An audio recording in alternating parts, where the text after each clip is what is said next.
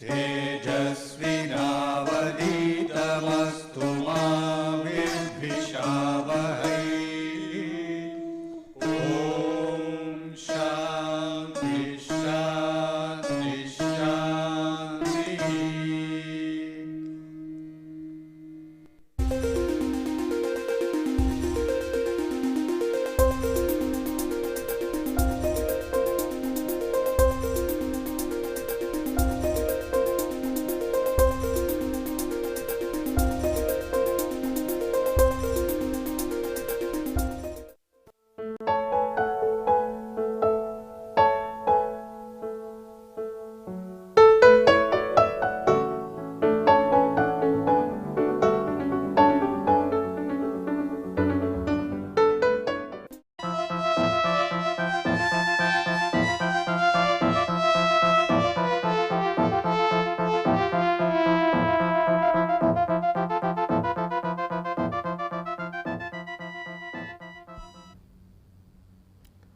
So, we were discussing about this 3 op amp instrumentation amplifier in the last class, and we had gone to the extent of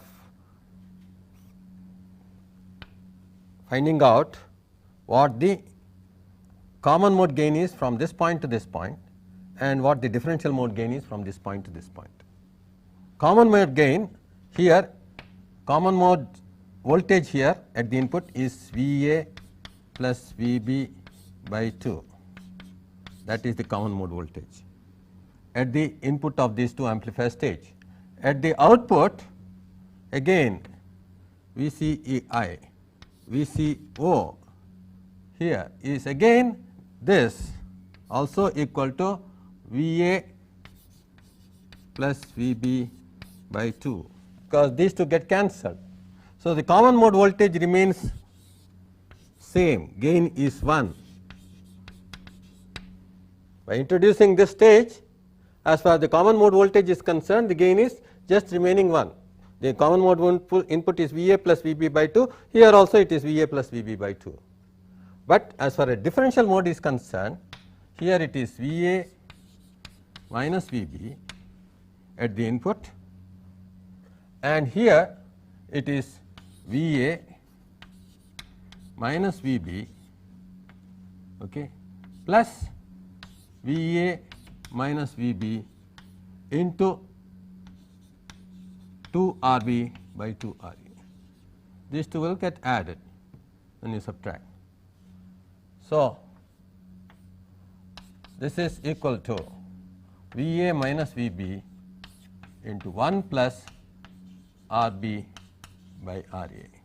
So, you can see that this stage, introduction of this stage of 2 amplifier has resulted in no change in common mode gain, but an increase in common mode differential mode gain of 1 plus RB by RA.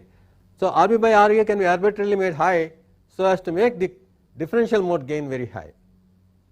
And as far as this stage is concerned, we know that the differential mode gain is 1, because R is chosen, and common mode gain depends upon how best these are matched. So, if the tolerance is delta, that is the tolerance, then we know that the common mode gain from here to here is going to be 2 delta, and in effect the differential mode gain of the overall stage is VA minus VB into 1 plus RB by RA, and common mode gain is 2 delta, and therefore, common mode rejection ratio is 1 plus RB by RA divided by 2 delta. So, this circuit is one of the most popular circuits. It is available as an integrated circuit itself, wherein 2 terminals have been brought out here, so that this can be made variable if you want, so as to vary the differential mode gain, and you can design it for any differential mode gain that you want. So, this circuit is one of the instrumentation amplifier setups. Now, another instrumentation amplifier which uses only 2 amplifiers, 1 and 2, is shown here. VA is applied here, VB is applied here. and therefore, this voltage is V A and this voltage is V B. So, since this is V A and this is V B, the current in this is V A minus V B by R F. The current in this is V A by R. So, the total current in this is going to be this current plus this current, which is V A by R plus V A minus V B by R F, that is the total current in this. So, V naught prime here is going to be V A plus the voltage drop across this, which is this current into R, which is V A plus V A, that is 2 V A plus R by R F into V A minus V B. So, that is the voltage at V naught prime. This is V B. This current that is coming is V A minus V B by R F. So, because of this current here, this current plus this current is going to pass through this in this manner, and therefore, the voltage across this is going to be what is going to be subtracted from V B. So, V naught is equal to V B minus one current will take V A minus V B by R F, that into R. So, minus V A minus V B into R by R F, that is this part of the current going through this and generating voltage. Then this current, which is twice V A minus V B by R into R. So, twice V A minus V B, one potential, okay, and R by R F V A minus V B divided by R multiplied by R. So, that minus V A minus V B R by R F. So, essentially we will see that V naught is going to be equal to this V B twice V B minus twice V A, twice V B minus twice V A, like this, okay. Then plus V A minus V B into R by R F, V A minus V B R by R F, which is plus V B minus V A into R by R F 2 times. V B minus V A, okay. So, I can make this plus V B, this is plus V B minus V A, this can be plus. So, it is V B minus V A by R F into R twice that. So, essentially again gain is, okay, 2 times V B minus V A, okay, into 1 plus R over R. So, once again we see that this is going to act as a differential amplifier, but uses only 2 op amps, and buffering action is still there, because these are the non inverting terminals here to which inputs are fed. Okay. So, these 2 instrumentation amplifier configurations are quite popularly used in practice. We had discussed how to multiply a voltage by a constant so far, that is amplifiers. Then we have also discussed how we can add voltages and then subtract voltages in the instrumentation amplifier. The other mathematical operations are linear mathematical operations are the following: integration and differentiation. So, let us consider first how integration is done or differentiation is done. Basically, operational amplifier is going to be primarily used to convert voltage to current. What is done is integration or differentiation can be done by using a capacitor or an inductor. We know that if you use a capacitor and an current I flows through it, through a capacitor of C, the voltage across the capacitor V is nothing but 1 over C integral I dt. that is, this is the charge that divided by capacitor is the voltage across the capacitor. So, this is the basic principle that is used in integration. In fact, you can use the other way about, C dV by dt is equal to I. So, it can be used either as an integrator or as a differentiator. The same capacitor can be used. How do we do it? Here I want a voltage as an integral of another voltage. So, I merely pump into the capacitor a current which is proportional to voltage. So, this facilitates, this op amp here facilitates pumping in current, because there is a feedback here. This is going to be virtual ground and the current pumped in is V I by R. So, I through the capacitor is nothing but V I by R. So, what happens to the voltage across the capacitor V C is 1 over C integral I through the capacitor, which is V I by R dt. So, this is nothing but 1 over C R integral V I dt. So, I have achieved integration of a voltage, and what is V naught? V naught is nothing but minus V C. So, this is minus 1 over C R integral V I dt. This is an important function, linear function, which is useful for a variety of applications in analog signal processing, integration. How do we do differentiation? That is very simple. Once again, we have I equal to C dV by dt. That means, I have to establish a current which is proportional to an input voltage, let us say. So, I apply the voltage directly across the capacitor.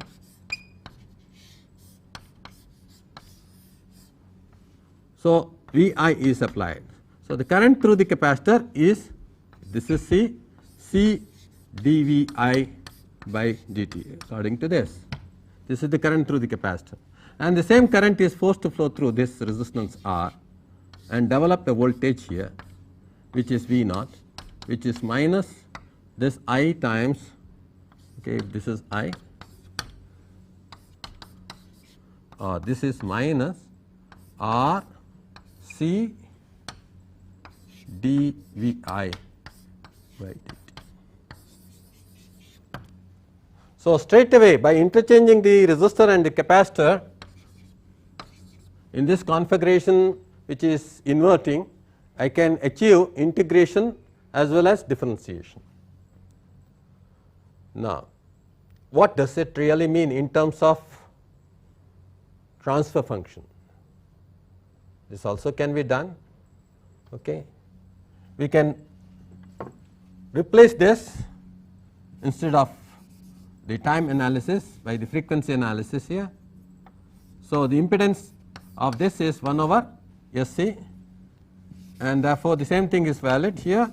We have V I now, the RMS value of the input voltage, and the current is V I by R. Okay, that remains the same. The voltage here therefore, is going to be V I by R minus V I by R into 1 over SC. So, the transfer function V naught over V I is minus 1 over SER. 1 over S means integration. Similarly, it can be shown that dVi by dt means yes, differentiation. So, this is equal to V naught over V I equal to minus SCR. Again we can replace this by V I, this by 1 over SC, and the current is going to be SC into V I, that is the current through this capacitor, and the potential here is going to be SCVI into R with a negative sign. So, SCRVI. So, these are the transfer functions of these two blocks, which are very important linear building blocks. What happens? Let us understand. For DC, that is, put S is equal to j omega and consider for DC. Omega equal to 0, the gain is infinity. So, for an integrator, if you apply a DC, the gain is infinity, and therefore, ultimately output will go to saturation. Even if there is a small value of DC voltage here, right, it will keep on integrating and output will go to saturation. So, this is something that you have to bear in mind. This integrator, even if without any input, may go to saturation simply because of the offset voltages, which are of the order of millivolts, which are already there in practice in the input of an operational amplifier. So, basically giving an input DC here has this problem with this integrator, that it invariably lands up in saturation. Whereas, in the case of a differentiator, there is no such problem. There is negative feedback as far as DC is concerned, and the gain for DC is 0, because the capacitor is decoupling the DC. So, gain for DC is 0, and as far as this operation is concerned, this is grounded. So, this is at 0 volts and output voltage will be stably at 0 volts. So, that is the advantage of biasing of the op amp in the case of differentiator as against that of integrator, because there is no DC feedback, negative feedback, because of the capacitor, and therefore, bias stabilization is very difficult to achieve. The offset, input offset, is going to make the output go to saturation. So, we can also see what happens when I apply a sine wave here. You can see that there is a phase shift of 90 degrees. Because of J, there is a phase shift of 90 degrees between the output and the input. So, this is the case with differentiator also. There is a phase shift of 90 degrees. So, both these blocks can be used to obtain an output which is in quadrature with the input. Phase shift of 90 degrees means output is in quadrature with input. That means, if input is A sin omega t, output will be B cos omega t. So, this quadrature component can be obtained easily by using integrators. Next, integrator is something whose gain is inversely proportional to frequency. That means, at high frequency it eliminates all the signals, whereas differentiator is something that will amplify all high frequency components. That means, a differentiator will respond even to noise which is occurring at high frequency. That means, if there is a voltage induced because of somebody starting a scooter or car or anything, that will disturb this differentiator, because that will appear at the input as an induced voltage, and that will be amplified considerably by the differentiator. So, normally differentiators like this are not used because they are amenable to noise. They are disturbed by, the output is disturbed by sudden fluctuation of voltage which can be picked up, and that will be amplified at the output considerably. Whereas, integrators do not have that property, because they will suppress the noise at high frequencies. So, if it is just quadrature component you want, you would rather use an integrator than a differentiator. But the trouble with the integrator is, as such, because of no DC negative feedback, output is liable to drift and go to saturation. So, you might have to really provide DC negative feedback in order to stabilize output. We will see this later, how integrators can still be used with overall DC feedback so as to stabilize the DC at 0. So, consider example 7, which is to design a summing amplifier using only one op amp to give an output V naught equal to 0.1 V I 1 minus 0.7 V I 2 plus 100 V I 3 minus 10 V I 4. These have been arbitrarily chosen. So, as to facilitate design of any generalized summing amplifier, coefficients can be less than 1 or greater than 1, can be positive or negative. Okay. So, how to now approach this problem of designing using only one op amp a generalized summing amplifier, so that the design is quickly over. Now, let us concentrate on this op amp now. We are giving negative feedback here, and as I told you, with negative coefficients like in this case minus 0.7 and minus 10 can be easily got by designing an inverting amplifier. So, V I 2 and V I 4, which have negative coefficients, can be fed to the op amp through resistors, which will come to this point. So, that these inputs, irrespective of the inputs connected to positive, when these inputs are not considered, this can be connected to ground. So, this will be ground potential and this will be virtual ground, we said, and therefore, all these currents are going to get added. So, V I 1 divided by R by alpha 2, which is V I 1 V I 2 into alpha 2 divided by R multiplied by R. So, basically you get minus V I 2 here, which is this resistance divided by this resistance is the gain with the inversion sign. So, R divided by R by alpha 2. So, the coefficient is neatly chosen as alpha 2. So, alpha 2 in this case happens to be, let us say, 0.7. So, alpha 2 therefore is 0.7, easily identified. So, this is over. Then it will also sum up this V I 4 divided by R by alpha 4, which is V I 4 into alpha 4, okay, divided by R multiplied by R, develops a potential which is minus alpha 4 V I 4, that we know. This divided by this resistance is the gain with an inversion sign alpha 4. So, alpha 4 is going to be equal to, according to our requirement, is 10. So, very simple design.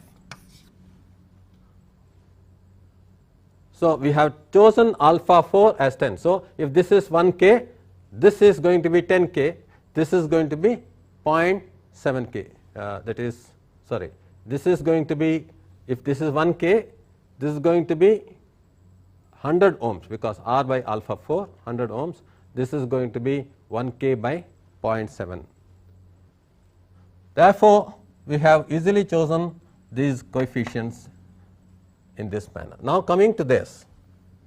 So, this is also finished. What happens now?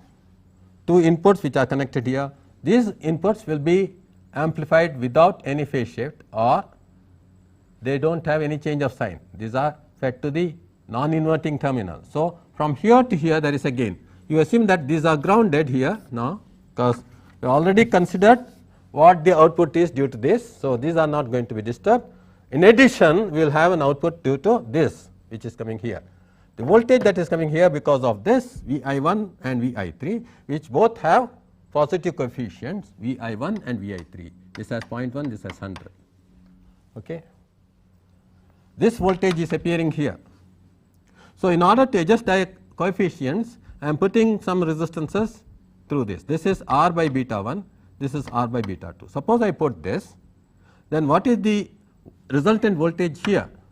This will be, from here to here, it will act as a non-inverting amplifier, because you have two resistances coming in parallel here, okay, and there is a resistance in the feedback. So, this is your effective R 1, this is your R 2, that means gain is 1 plus R 2 over R 1, okay, which will be 1 plus alpha 1 plus alpha 2. So, the gain from here to here is going to be this 1 plus alpha 1 plus alpha 2. Why? If this whole combination is R 1 and this is R 2, R 2 equal to R, the gain we have known is 1 plus R 2 over R 1. That means 1 plus R 1 is parallel combination of this, which is alpha 2 over R plus alpha 4 over R. So, essentially you will get the gain as 1 plus alpha 1 plus alpha 2.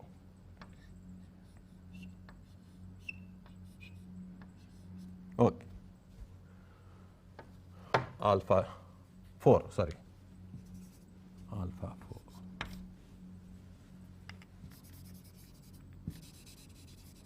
4. Okay.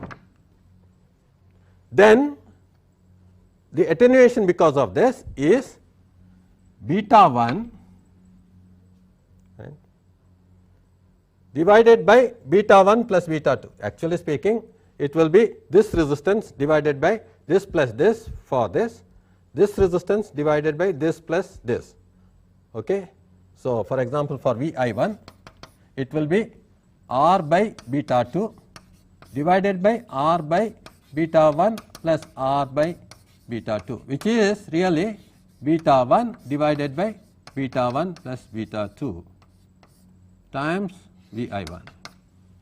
That is what beta 1 by beta 1 plus beta 2. The other one is beta 2 by beta 1 plus beta 2. Easy way to remember is, if this is a conductance which is beta 1 into G, if this is a conductance which is beta 2 into G, it is that conductance which is connected to that voltage divided by sum of all conductances. Right. So, beta 1 G divided by beta 1 G plus beta 2 G. This voltage is beta 2 G divided by beta 2 G plus beta 1 G, that is all. So, that is the output. And if I make beta 1 plus beta 2 equals 1 plus alpha 1 plus alpha 2, this I have to see. Then I can conveniently select beta 1 as, because V I 1 coefficient which is 0.1 and beta 2 as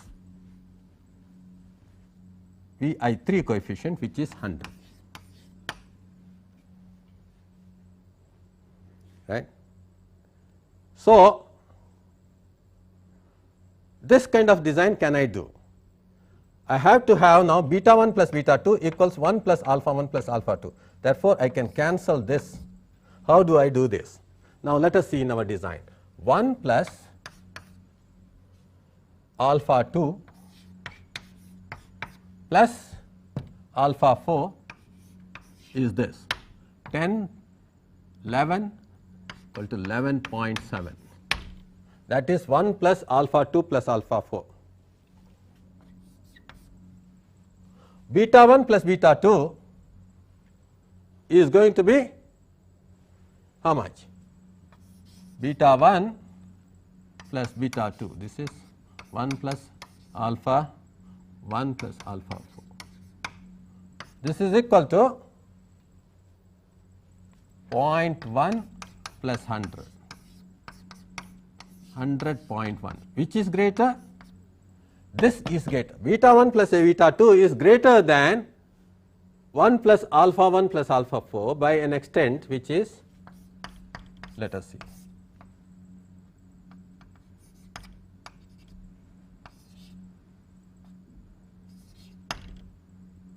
that is all, 88.4. How do I give this? How do I therefore satisfy this? So, I have to introduce something along with this, so that this will be, let us say, some alpha 0 which is 88.4, then this condition will be satisfied. So, I have to introduce here an alpha 0, okay, which is 88.4, then this condition is satisfied. So, but that alpha 0 should not be connected to any input voltage, because it should not contribute to any output. So, I simply put a resistance here with R, the input to this is 0, dummy resistance. So, that this generates an alpha which is R by alpha 0. and alpha 0 is equal to 88.4. Now, this will have 1 plus alpha 0, and we have purposely selected alpha 0, so that beta 1 plus beta 2 is equal to 1 plus alpha 1 plus alpha 4 plus alpha 0. That get cancelled here, and we get this design in a very simple manner, representing straight away. Answer is very simple. Alpha 2 is corresponding to 0.7, alpha 4 corresponds to 10, beta 1 corresponds to 0.1, beta 2 corresponds to 100. Then I have to make only alpha 0 adjustment, so that my design becomes very simple. So, whether I use here any number which is greater than 1 or less than 1, positive or negative, these designs will remain very simple in terms of these alphas and betas. So, this is the technique of designing it. Now, one word of caution, it may not be that the resistance, dummy resistance always comes here to ground. When, for example, here 1 plus alpha 1 plus alpha 4, if it is greater than beta 1 plus beta 2, you might have to put a resistance here to ground. So, it is either this to ground or this to ground. That depends upon the relative magnitude of alphas plus 1 with betas added together.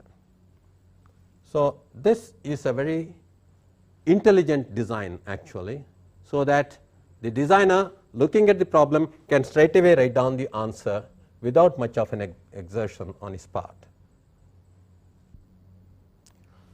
Historically, operational amplifiers have been used in what are called as analog computers in simulation of differential equations. Therefore, let us see how the present day op amps also can be used for that purpose. The op amps are available as cheap components, and therefore, it is very easy to simulate these equations using such operational amplifiers. Therefore, the variable I am taking here is voltage.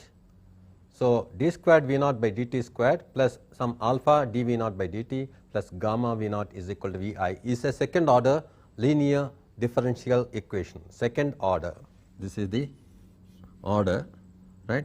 Second order linear differential equation. I want to simulate.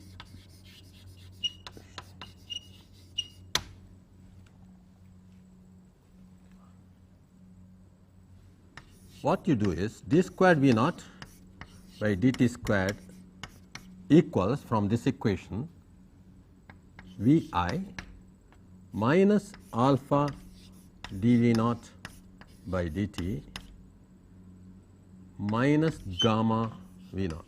The same equation is rewritten this way. So, what we start with is, let us assume that d squared V naught by dt squared is somehow available to us. Suppose d squared V naught by dt squared is available to you. How will you obtain d V naught by dt? You will integrate it once.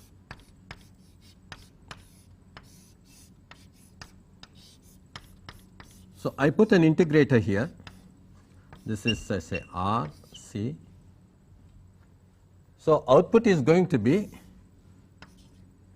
minus 1 over R C, that is what we have seen earlier, integral of d squared V naught by dt squared, which is d V naught by dt. So, you got d V naught by dt by integrating d squared V naught by dt squared. Now, using this, if I once again integrate, I can get V naught. So, I put another integrator.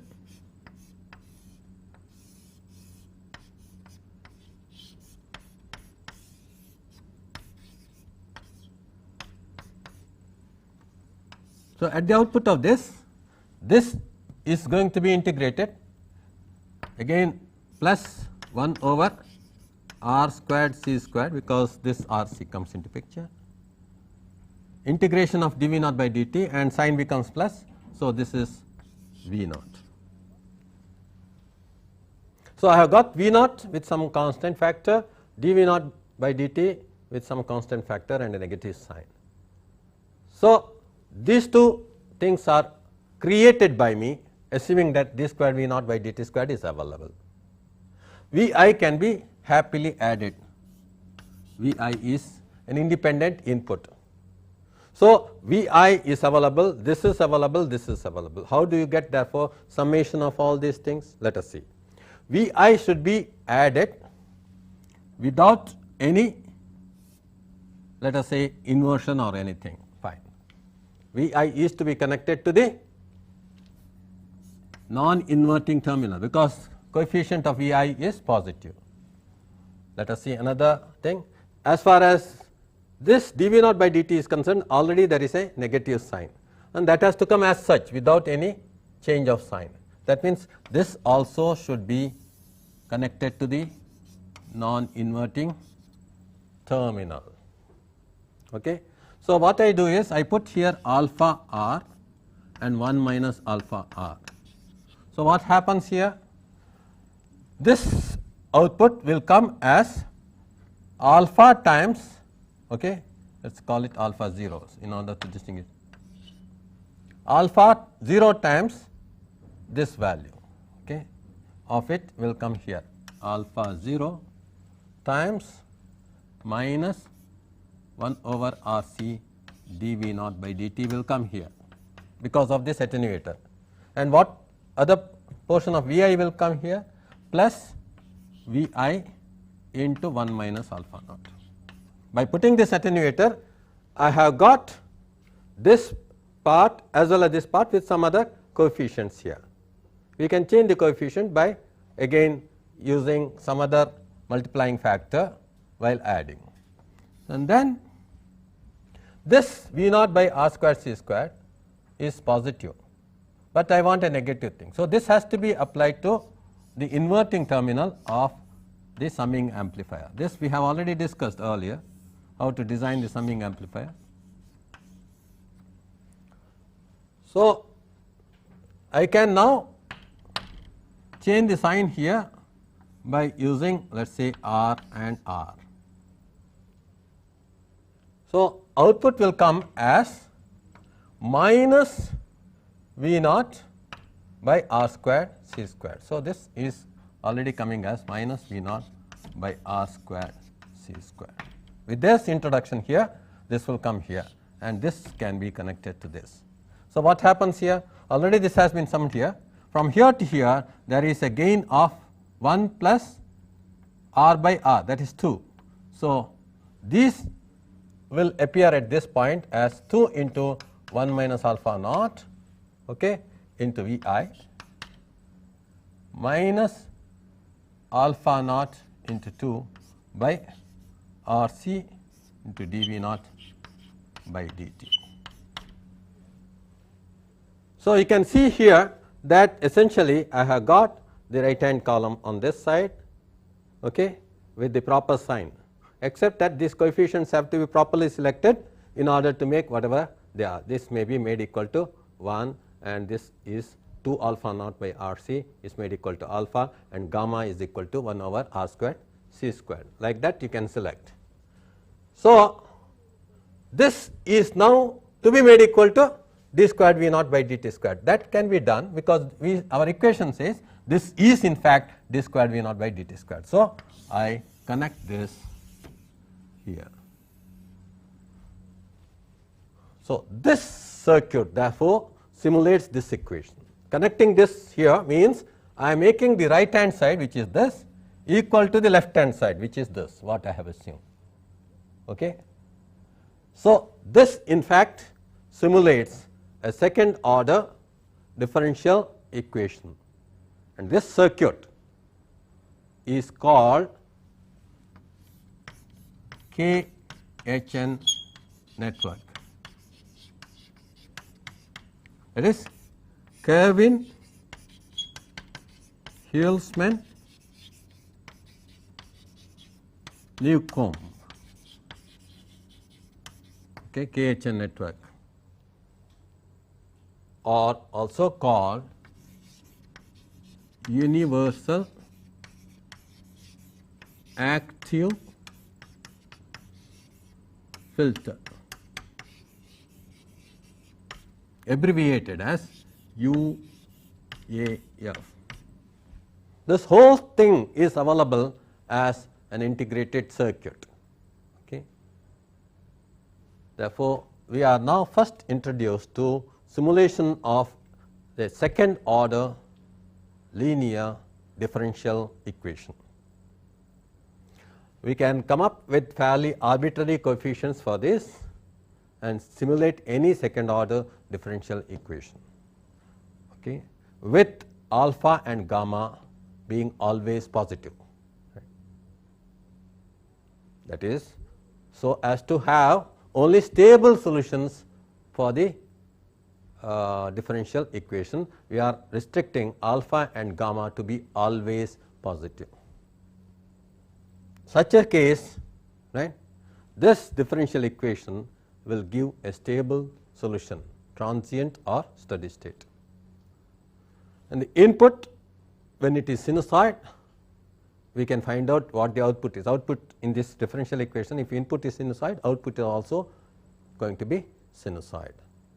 This sinusoidal analysis we can presently do independently and see for this circuit what are the respective transfer functions from this output to this input, this output to this input, and this output to this. Okay. What we just did was to start with a second order differential equation and come up with a circuit which can simulate that second order differential equation. Now, we are going to analyze it using for the analysis the sinusoidal response. So, for that the same circuit is redrawn. We will consider this as V naught 1, this as V naught 2, this as V naught 3. Now, V naught 1 is here, it is integrated. So, minus V naught 1 by S C 1 R 1 is the transfer function here, minus 1 over S C 1 R 1 integration. Again it is integrated once again. So, plus V naught 1 by S squared C 1 C 2 R 1 R 2, second time integration. This is already minus V naught 1 S C 1 R 1, this is V I.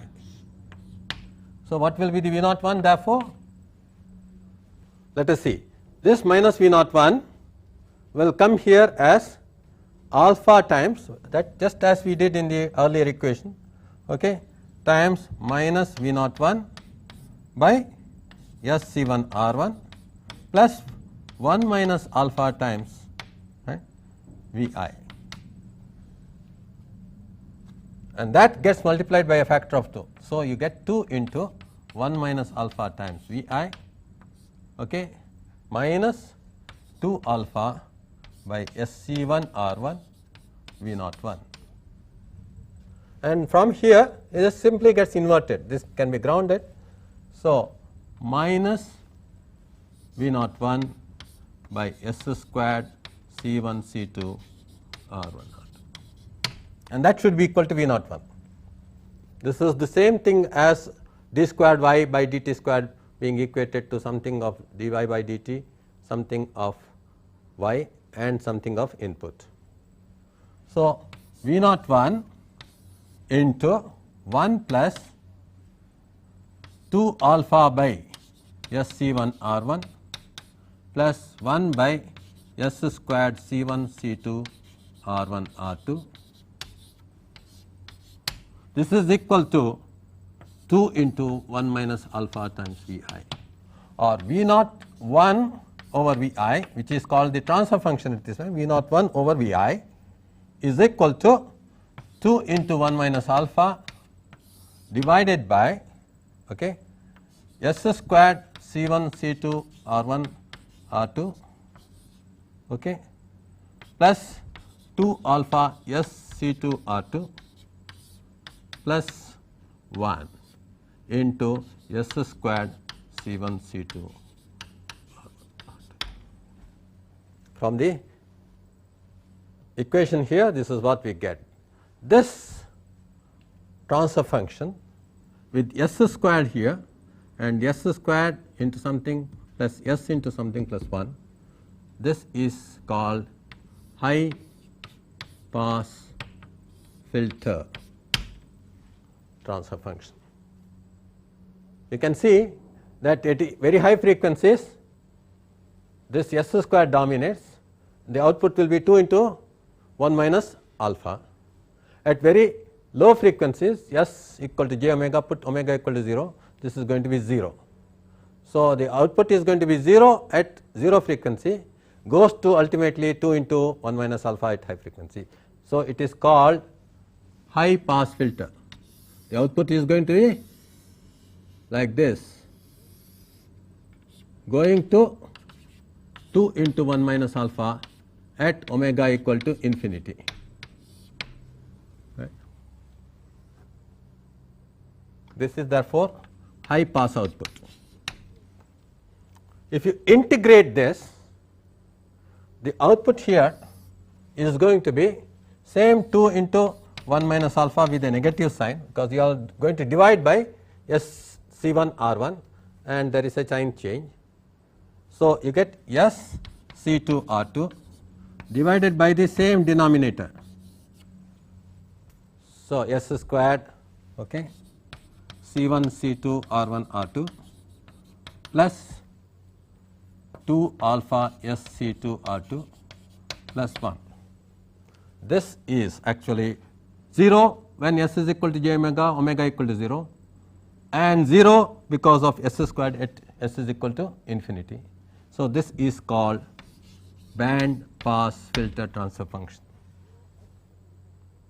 0 at S is equal to j omega, omega equal to 0, 0 at S is equal to infinity, omega equal to infinity, and you will see that it is going to be maximum when omega naught squared is equal to 1 over C1 C2 R1 R2, because this will get cancelled with this. S squared becomes minus omega squared. So, 1 minus omega squared C1 C2 R1 R2 becomes equal to 0, and this will become the highest, which is minus 2 into 1 minus alpha by 2 alpha. So, this depends upon 2 alpha. If alpha is very small, this goes to a peak. This is called resonant frequency.